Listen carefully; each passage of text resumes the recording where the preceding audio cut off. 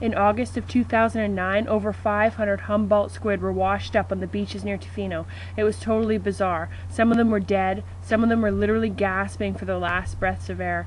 No one knew what was going on.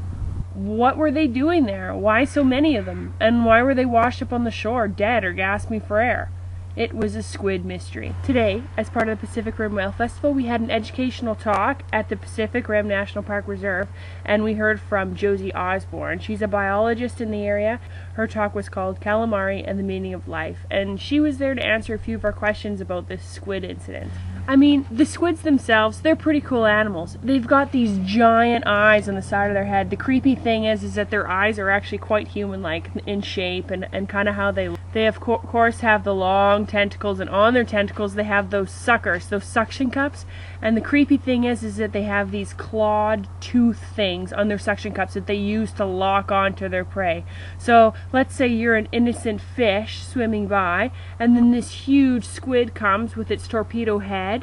It's coming towards you, then it spins around, locks open its suckers, and it's got this creepy beak that comes and sucks onto the fish, and then it starts eating it, and it's like a garburator or a food processor. It just takes that fish and turns it into mush right into its stomach, and their stomach is located what we would think to be the top of their head in that torpedo. Anyways, when Josie saw these squids, she got busy taking pictures, taking video. She got her knife out, started dissecting them, and started cutting open their stomach to see what was in there, what they had been eating. Maybe it could unlock some of the mystery. Then this biology student started reading the articles about these squid that had been washed up in Tofino. This biology student's from Ontario. Her name's Heather. And she emailed Josie and asked if she could help her with her research project. So Josie collected 20 squid and got them ready to ship to Ontario for Heather to study them.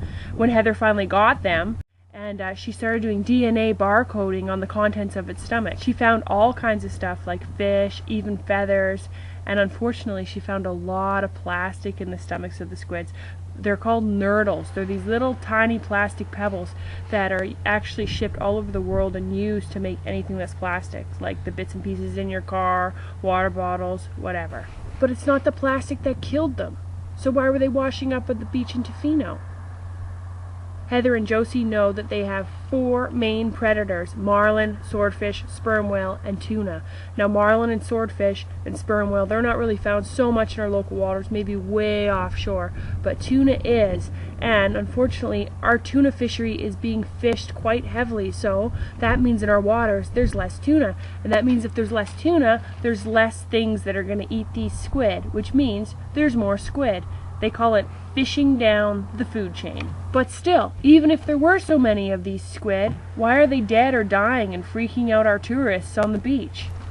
It wasn't a mass squid suicide. It was actually a harmful algae bloom, or what they used to call it, red tide. These blooms cause a toxin called saxitoxin, and this toxin basically acts as a paralyzer for all of your muscles in your body, including the muscles that you use to breathe. So in essence, when you're poisoned by these algae blooms, you suffocate and die. And that's what they think happened to the squid.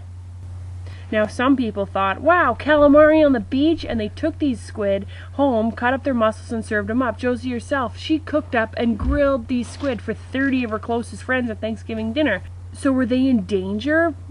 Were they eating poisonous calamari? No, because the toxins remain in the organs of the squid, like the stomach and its liver, and it doesn't go into the muscle, which is the part that we eat.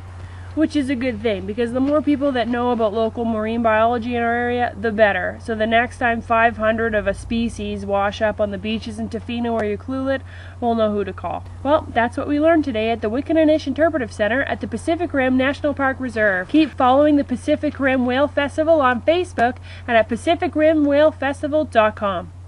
I'm a squid! I'm a squid!